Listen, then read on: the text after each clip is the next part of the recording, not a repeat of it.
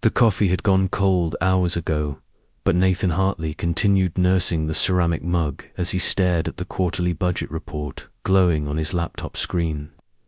Numbers blurred together in the Tuesday morning silencer, silence that had become his unwelcome companion since Mira disappeared 2 years ago.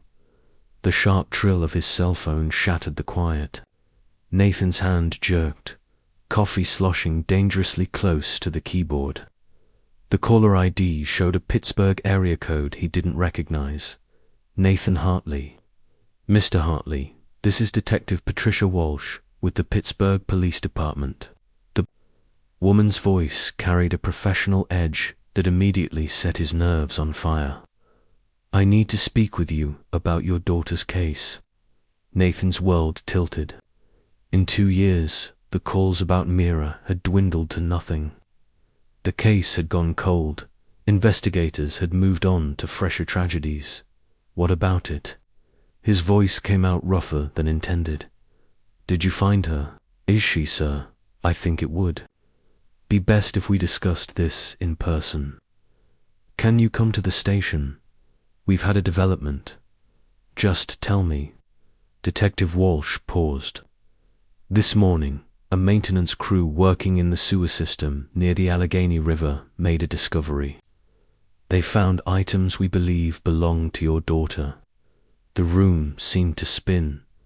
Nathan gripped the edge of his desk. What items?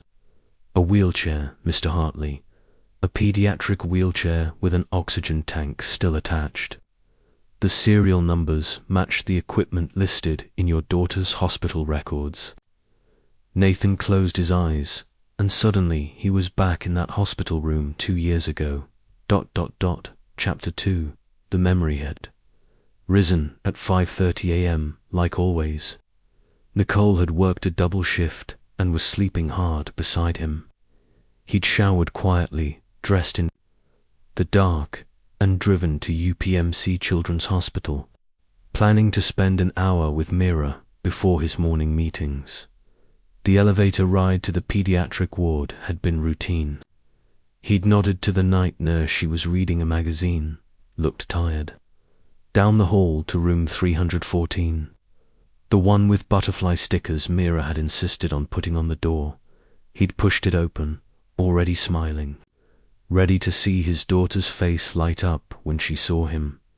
The bed was empty, not just empty, abandoned. The sheets were pulled back, her stuffed elephant fallen to the floor. The monitors that should have been recording her oxygen levels and heart rate were dark, their leads dangling uselessly. Her wheelchair, the blue one she'd decorated with superhero stickers, was gone.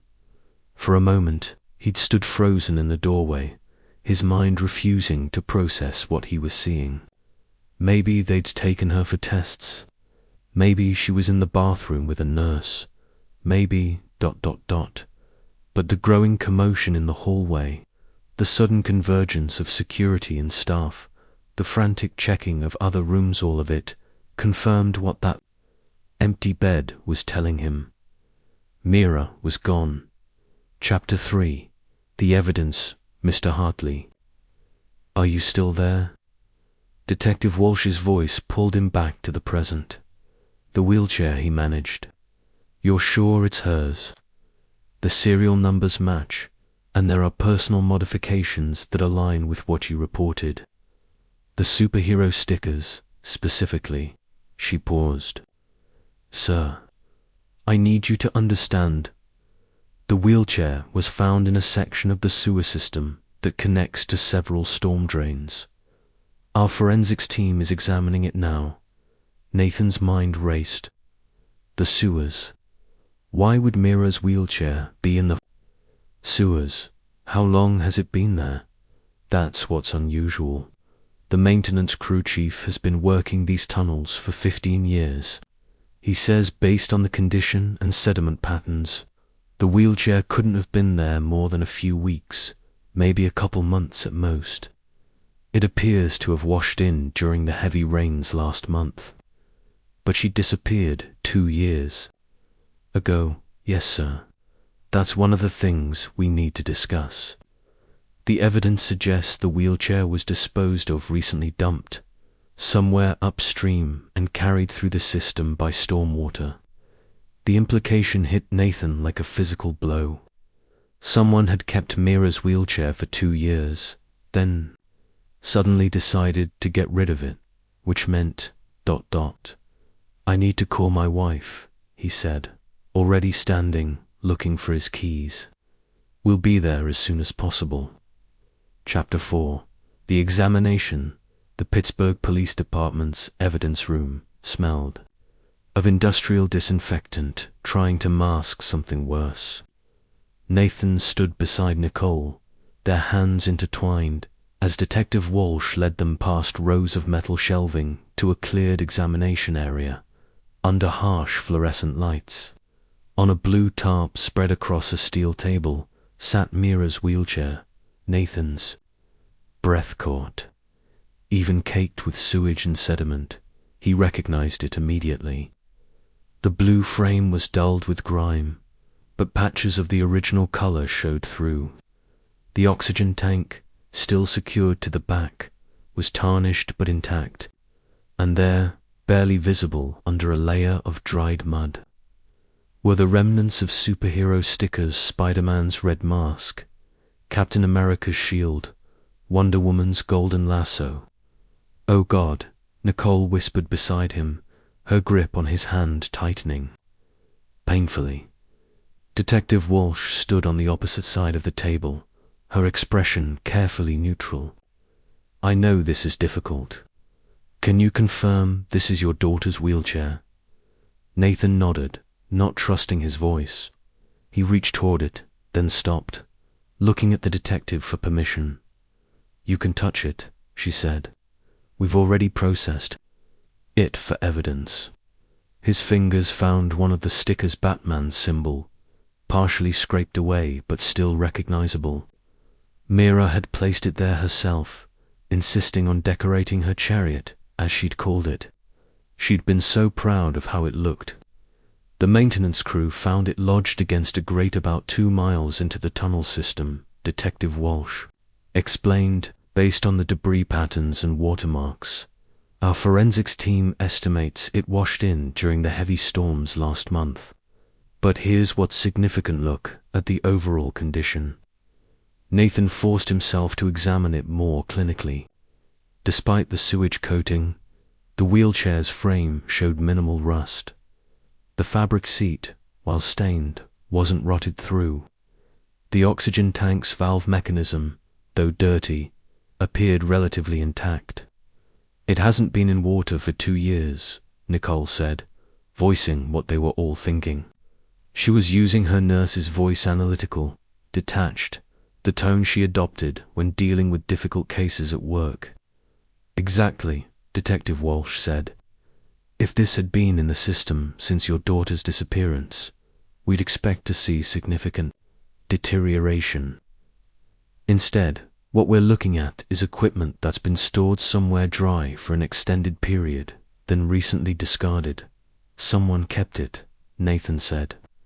The words felt heavy in his mouth. Someone kept her wheelchair for 2 years, then just threw it away. That's our working theory. The question is, why now? Why keep it this long, only to dump it? A knock on the door interrupted them. A uniformed officer leaned in. "Detective, the medical consultant is here. Dr. Kellner. Send him in." Walsh turned to Nathan and Nicole. "I took the liberty of calling in a specialist to examine the equipment. Dr. Kellner was your daughter's pulmonologist at Children's Hospital. He's agreed to help us understand if the oxygen tank was used recently." Nathan remembered Dr. Kellner, quiet, professional man who'd always taken time to explain Mira's treatment in terms they could understand. He'd been one of the few bright spots during those long hospital months. Dr. Kellner entered, looking much as Nathan remembered, mid-40s, graying hair neatly trimmed, wearing a conservative grey suit. His eyes went first to the wheelchair, then to Nathan and Nicole. "Mr. and Mrs. Hartley," he said softly. I'm so sorry you're going through this. When Detective Walsh called, I came immediately. Thank you for coming, Nicole said. Dr. Kellner moved to the table, pulling on latex gloves with practiced efficiency. He examined the oxygen tank carefully, checking the gauge, the regulator, the connection points. This is definitely hospital-grade equipment. The model we used for Mira. He paused, running his fingers along the valve. The seal's been broken recently. Within the last few months, I'd estimate. If this had been sealed for 2 years, we'd see different oxidation patterns around the threading. So it was used? Detective Walsh asked, taking notes. Recently used. Yes, the pressure gauge shows it's nearly empty. That suggests active use, not long-term storage. He looked up at Nathan and Nicole. I'm sorry, I know this raises more questions than it answers. Nathan stared at the wheelchair, his mind reeling. Someone had taken his daughter, kept her somewhere for 2 years, used her medical equipment, and now, for some reason, they were getting rid of evidence. What does this mean? Nicole asked Detective Walsh. Are you saying someone had her all? This time, the detective's expression was grim. We can't draw definitive conclusions yet, but the evidence suggests... Double quotes. She paused, choosing her words carefully. The pattern we're seeing is consistent with someone disposing of evidence.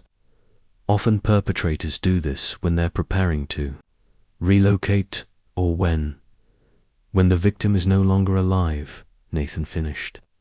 The words felt like glass in his throat. Detective Walsh nodded slowly. I'm sorry, but yes, that's one possibility we have to consider. Chapter 5. The investigation. Nathan stood in the spare bedroom they'd converted into medical storage, staring at shelves lined with supplies they'd accumulated during Mira's illness. Boxes of pediatric masks, sealed packages of tubing, bottles of saline solution.